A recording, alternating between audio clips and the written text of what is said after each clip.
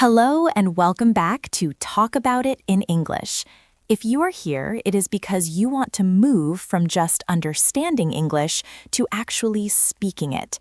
You want to talk about your real life, your real feelings, and your real day, not just read a textbook. Today, we have a very special episode because we are tackling the biggest problem our viewers face. I'm Sarah. And I'm Mark. It is great to be here. You know, Sarah, I was reading the comments on our last video, the one about the story of Laura and her new job. Everyone loved seeing how she improved, but there was one comment that kept coming up. People were saying, "That is a great story, but Laura had a colleague to help her. I am alone. I have nobody to practice with. How can I speak if I am by myself?" Exactly, Mark. That is the number one barrier for most of our listeners. They have the motivation, they understand the words, but they are sitting in their room or their car or their kitchen and they are silent. They feel like they need a teacher or a native speaker partner to start improving. But today, we are going to tell you that this is not true. You do not need a partner to start speaking. You need a system. A system is so much more important than a partner, especially in the beginning. If you have a partner but you don't know what to say, you just have an awkward silence. But if you have a system, you can build fluency every single morning before you even have your first cup of coffee. Today, we are going to teach you a technique borrowed from the technology industry. It is used by the biggest companies in the world, like Google and Apple, to keep their teams communicating clearly. It is called the Daily Standup. That sounds a little serious, Mark. The Daily Standup. Is this going to be difficult business English? Not at all. In the tech world, a daily stand-up is just a very short meeting, usually only 5 or 10 minutes. The team stands up, that's why it has that name, so they don't get too comfortable and talk for too long. They answer 3 specific questions. What did I do yesterday? What am I doing today? And is there anything blocking my progress? That is it.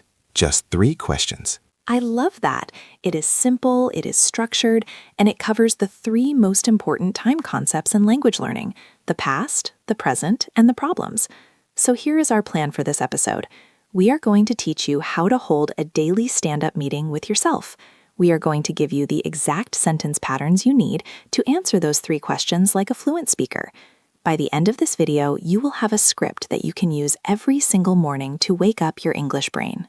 And if you are listening to this channel, you know that we don't just want you to listen, we want you to speak. So get ready to open your mouth and shadow us. If you like this practical approach to learning, please make sure you subscribe to the channel right now. It helps us know that you want more lessons that help you speak about your real life. Let's get started. Imagine it is 8 a.m., you are in your kitchen, maybe you are making coffee or tea, you are alone.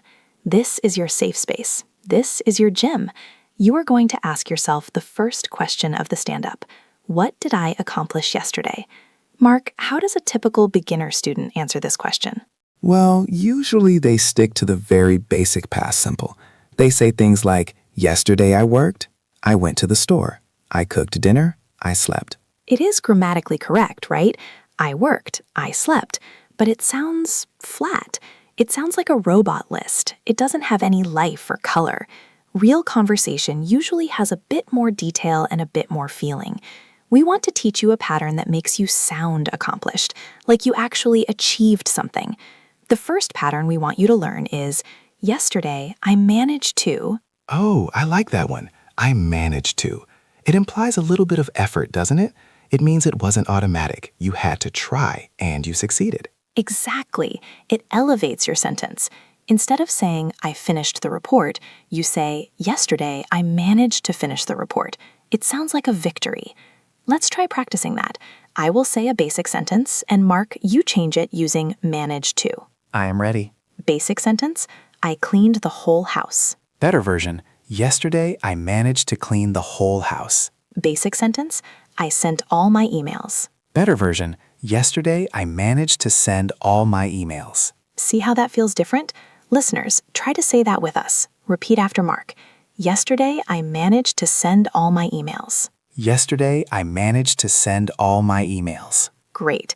Now this works for small things too. Maybe you had a busy day and you only did one thing for yourself. You can say, yesterday, I managed to go for a short walk. It tells your brain that you are successful. I think that is so important for confidence. You are telling yourself a story of success every morning. But Sarah, what if your day wasn't about finishing one specific task? What if it was just a long, busy day doing the same thing for hours? That brings us to our second pattern for the past tense section. Often, we want to talk about duration. We want to talk about how we used our time. The pattern here is, I spent most of my time, followed by a verb ending in ing. This is a very common mistake area for learners. They often say, I spent time to work, or I passed time working. No, the natural English phrase is, I spent time working. Right. Spent plus the ing verb. Let's look at some examples. If you are a student, you wouldn't just say, I studied. You would say, I spent most of my time studying for the exam. Or if you are a parent, instead of saying, I took care of the kids, which is fine, you could say, I spent most of my time running around after the kids. That gives such a better picture of your day. Mark, why don't you give us a professional example? Sure. If I had a day full of meetings, I would say, yesterday was crazy. I spent most of my time sitting in Zoom meetings. That is a great sentence. Let's break it down for our listeners to shadow. I spent most of my time.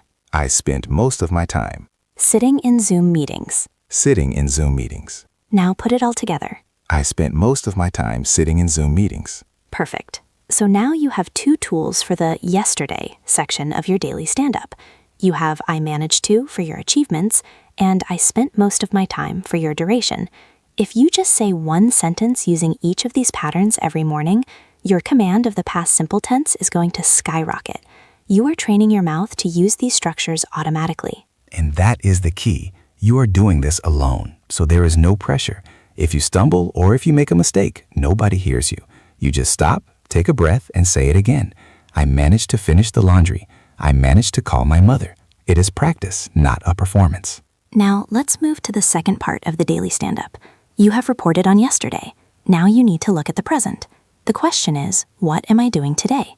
Mark, what is the trap that students fall into here? The trap here is the word will. Students love the word will. They wake up and say, today I will go to work. I will eat lunch. I will come home. It sounds very formal, almost like a prophecy or a promise to the universe. It doesn't sound like a normal person planning their day. That is so true. Native speakers often use the present continuous or going to for plans, but we also use words that show focus. We want to sound proactive. We want to sound like we are in control of our day. So the first pattern for the today section is, my main priority today is. Oh, priority. That is a strong word. It comes from the word prior, meaning earlier or first.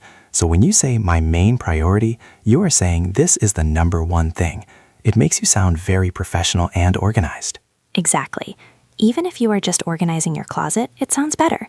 Compare these two.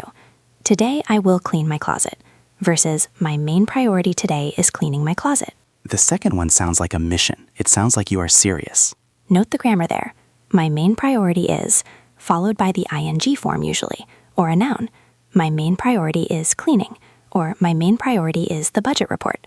Mark, let's do a role play. You are having a busy day at the office.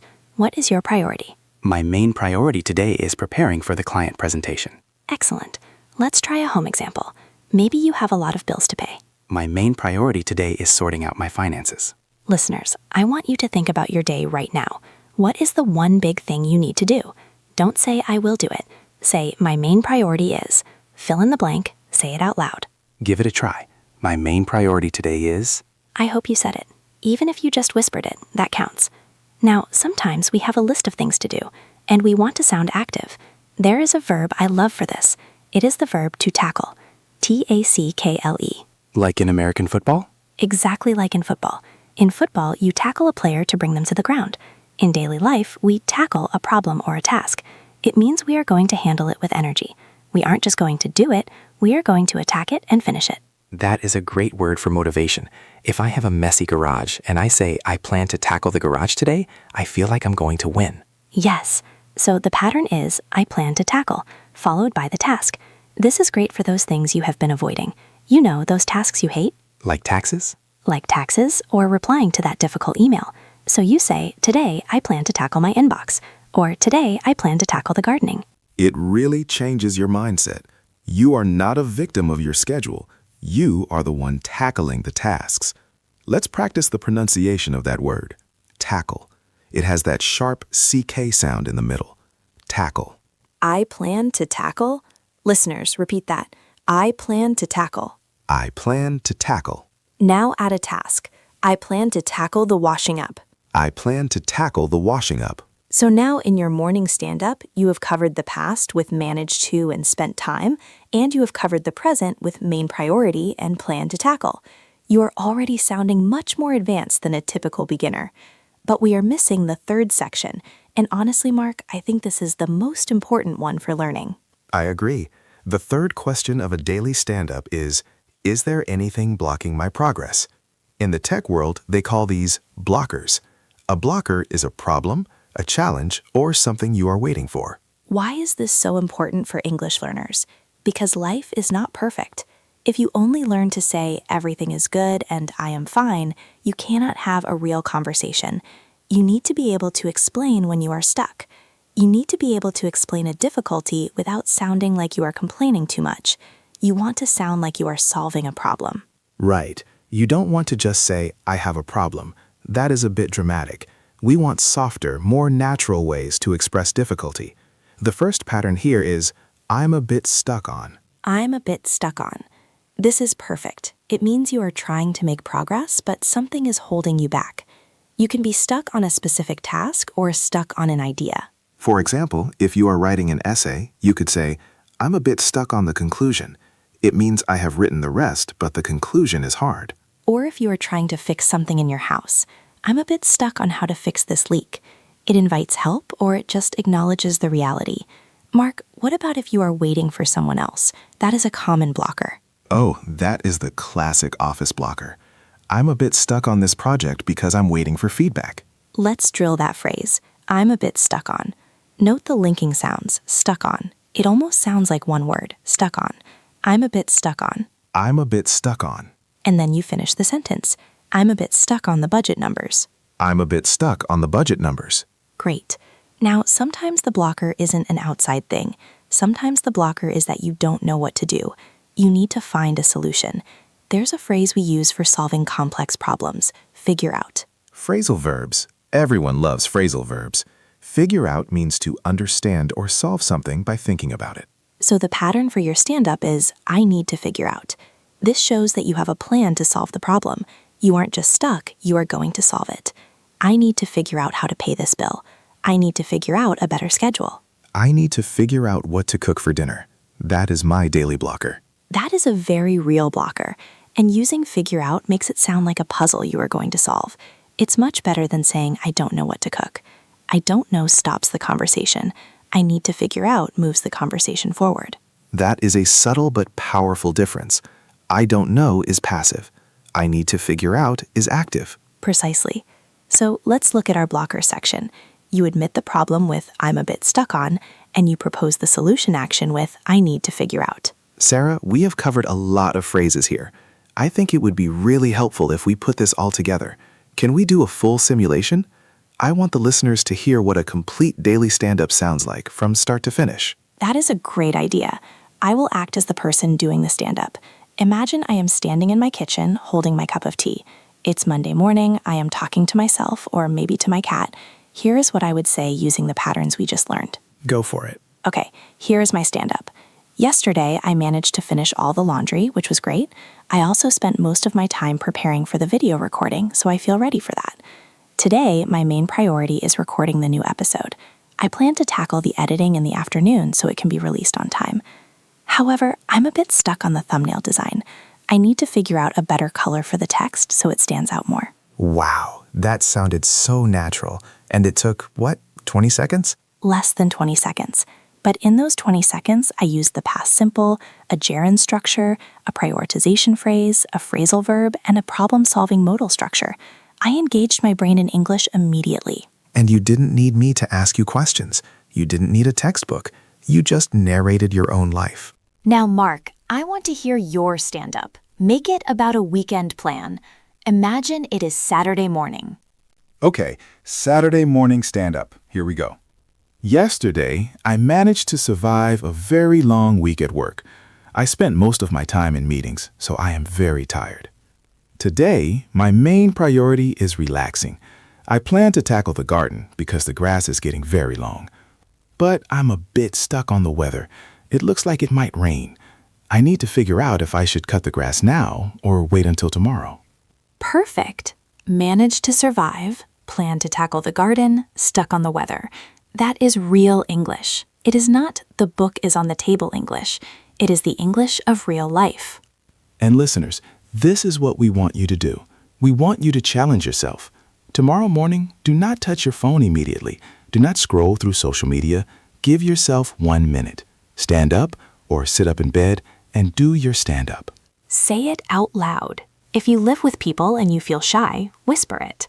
Or do it in the shower. The shower is a great place for a daily stand-up. The water is loud, nobody can hear you, but you must articulate the words. You must feel them in your mouth. And remember the 3 sections. 1, yesterday. Use managed to and spent most of my time. 2, today. Use main priority and plan to tackle. 3, blockers. Use stuck on and figure out. If you do this for 7 days, you will notice something amazing. You will stop translating. When someone asks you, "How are you?" or "What are you doing?" these phrases will just pop out of your mouth because you have been practicing them every morning. You are building muscle memory. You are training your tongue to speak English, just like you train your legs to walk. Now, we know that talking about your day is just the start. Many of you also need to talk about your job specifically. You need more vocabulary for meetings, emails, and professional situations. If you enjoyed this stand-up format, we have another video coming soon that is all about talking about your job without being boring. We will teach you how to describe your responsibilities so you sound like a boss, not a beginner. So make sure you are subscribed and have hit that notification bell so you don't miss that one. It's going to be a game changer for your career. Before we go, I have a small homework assignment for you right now. Yes, homework. I want you to go to the comment section below. I want you to write just 1 sentence from your daily stand-up. Tell us 1 thing you managed to do yesterday, or 1 thing you plan to tackle today. We read every comment, and we love seeing you use these patterns. It inspires us, and it inspires other learners, so don't be shy. Write your stand-up in the comments. Thank you so much for listening to Talk About It in English. Remember, you don't need to be in an English-speaking country to speak English. You don't need a partner to start. You just need a routine. Start your stand-up tomorrow. You've got this. See you in the next episode. Bye for now.